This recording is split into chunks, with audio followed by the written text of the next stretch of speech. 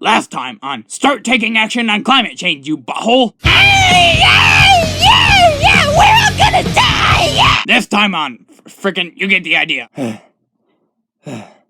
Well, that was comprehensive. So now you may have noticed that humanity is a bunch of malevolent, inept, egomaniacal dirtbags that build their own homes out of the destroyed remains of others. I mean, apart from the mass cluster of humans that are actually good-hearted and hold no ill will whatsoever. But, you know, that's not as fun. But Ace, you state, recycling your meat-smeared pizza box and getting arrested. I see the environment is in shambles, but your college textbook of words means nothing to me, and I'm hungry. Okay, here's a veggie burger with bacon. And you didn't expect me to leave you with a bunch of emotionless words equivalent to a public service announcement, did you? That's why our education system is trash. Instead, here's the top 11 environmental ouches, orchestrated by yours truly, that could and likely will end human, animal, plant, and that mysterious fungus under your basement stairs lives alike. Why 11? Cause 12 was too much and 10 is too mainstream. It's organized via the problem's problematicity, and I like Fleetwood Mac. I can feel it coming in the air tonight. Have you ever seen a sight more serene and dazzling than jet black smoke drifting out of a factory smokestack? How about the glorious smell of sulfur dioxide tickling your nose and shutting down your lungs? Or perhaps the sweet, sweet sensation of succumbing to your death after breathing in the carbon monoxide fumes from your water heater. Now, when compared to a time style like the crazy-haired smack talk and don't do drugs or Monica Lewinsky years of the 80s and 90s, air pollution has actually toned down quite a twinge, with totally wicked statistics like the 6 major air pollutants emissions being sliced by 63% betwixt 1980 and 2010. But don't go throwing that statistic about cheering, "Yay, the Earth is saved!" for you just got bamboozled! Yeah, with stuff like Californian wildfires, deforestation of the Amazon, the South Asian brown clouds, and the hybrid car still costing more than I've made in my life, which ain't hard cause I'm a jobless deadbeat, the air quality might not be free of the ash and rubble that commonly populate it. Pshaw, Ace, you scoff, guffawing like a redneck with a mango stuck in his throat. I just happened to check the AQI today, and my local county is cleaner than my toy poodle, Mr. Squiggles. Ain't that right, Mr. Go! Unfortunately, my torpedo teetotaler, your local province does not reflect the status of the entire planet, similar to how Africans are starving while I'm raiding my pantry for nanners and fruit snacks at 4 o'clock daily. Here's a list of some of the major air pollutants, which are spewed out of stuff like factories, automobiles, power plants, fossil fuels. Some natural causes, but it's mostly just million-year-old organisms that get more representation in Congress than the middle class. The effects of air pollution range widely dependent on the pollutant and its concentration, but their commonly shared traits include making your eyes itchy, deteriorating your prized Buddha statues, making plants not grow up nice and strong, or at all, and punching your lungs into jigglies. Specific air pollutants also spark a whooping doozy of problems, each in their own categories of crapola, including acidic rain from sulfur dioxide and nitrogen oxides, the old ozone layer crisis from CFCs, and carbon dioxide over there, amplifying the effect of the deadly lasers global microwaving. Yo, dog, hold up. You hold up, holding up a sign that says, hold up. We, expel carbon dioxide when we're breathing stuff, home dog. Carbon dioxide is natural. It can't be an air pollutant. Yeah, that is a fair point, my wicked righteous playboy, and you're not wrong with the natural part. However, I did find hither that the definition of an air pollutant is basically any substance that can harm living things or materials in high enough quantities. And, from personal experience, I found that filling up a room with carbon dioxide and staying in that room will eventually cause you to die. Well, you still haven't convinced me, you say, puffing a puff from your crack pipe and giving me lung cancer.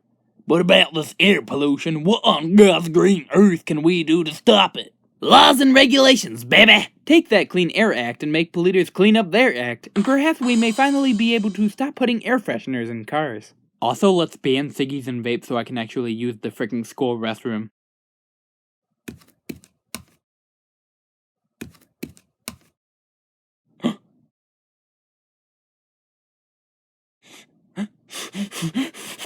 It's not cool to jewel in school! It's not cool to jewel in school! It's not cool to jewel in school! Work it, make it, do it, makes us harder, better, faster.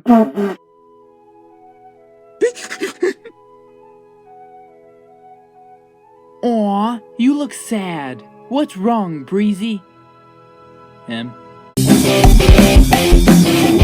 What's pitch black, stinky, filled with toxic particles, and emits more carbon dioxide than a cement truck? That's right, your mom!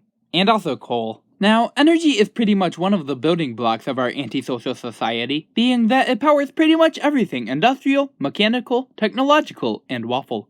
Yep, without energy, there'd be no Fortnite.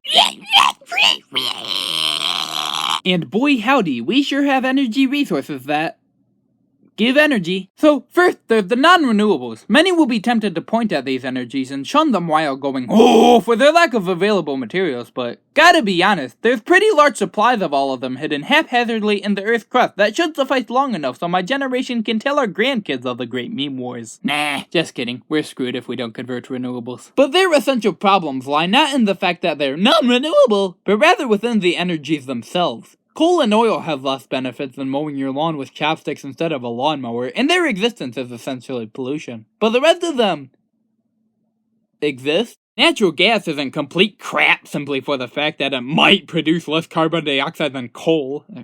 However, its global warming potential and fracking, aka squirting rocks and causing earthquakes, easily transform it into liquefied horse garbage. Uranium-based nuclear power is actually pretty good and much safer than it's made out to be, but its explosive potential, radioactive wastes that don't break down for centuries, and the fact that its billion-dollar plants last a petty 60 years, give this boy's report card a solid below meh. Unless you use thorium, bountiful in supply and energy, and lacking in toxic wastes and explosive fallout, this energy resource is an epic treasure that multitudinous other YouTubers have explained better than I can.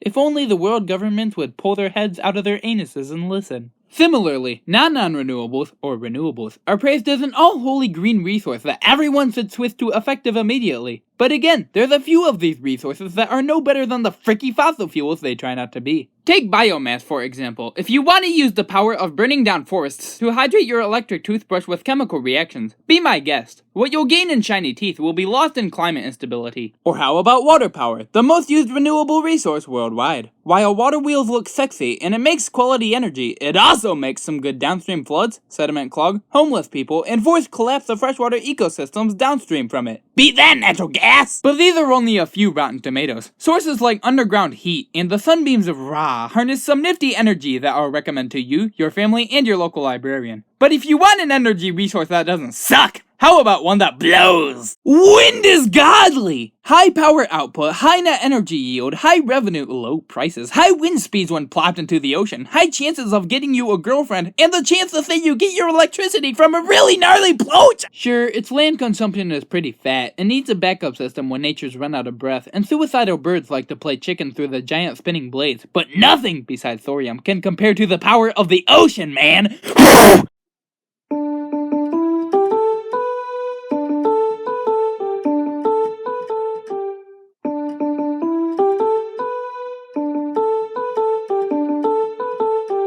Tuberculosis, diarrhea, diabetes, gonorrhea, malaria, cancer, smallpox, ketoacidosis, heart disease, leukemia, sickle cell anemia, Alzheimer's, AIDS, stroke, Ebola, multiple sclerosis.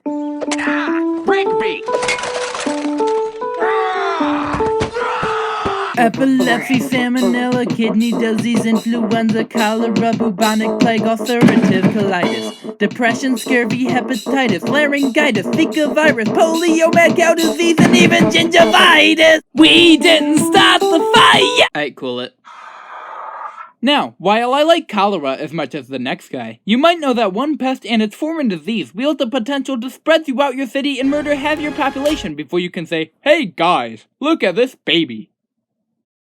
Guys? Tantrum not, Ace! You wolf, wearing a cape made from your checkered tablecloth. For we need not fear such medieval genocides. The future is now thanks to science, as we have prescription pills and band-aids with Peppa Pig on them. Well, what if I told you no?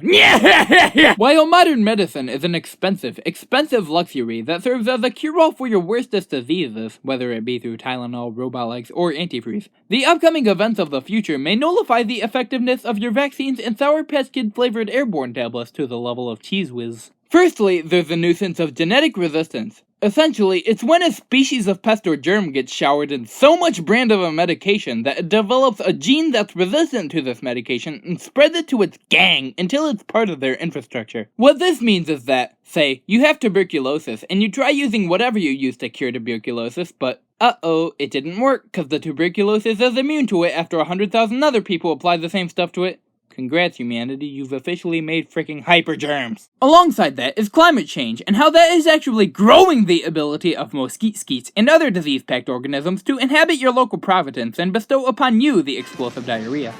Combine this stuff with germs and pollution, toxic chemicals used in a bunch of stuff, and the deforestation of the Amazon, where enormous amounts of undiscovered medicines to significant diseases lie dormant and could never be seen again if destroyed, and it seems that whoever's game of Plague Inc. our planet is in right now isn't in our favor. And remember too, it takes time. All might be fine and dandy this year, but next year it could even be finer and dandier, but the year after that it could be everyone's dead! Probably not, but Honestly, the best way to combat these whooping coughs and rabid spasms is to A. Duel the dukes out of global warming and pollution, and B. Not take so many dang medicines when your frickin' nose is sniffling. Don't be a retard anti-vaxxer, but don't be a soccer mom who pops pills at the slightest cough either. So, if you've got a virus, remember, antibiotics won't help you. Because they kill bacteria, not viruses. ひとひらの花びらが揺れていいの僕の隣で今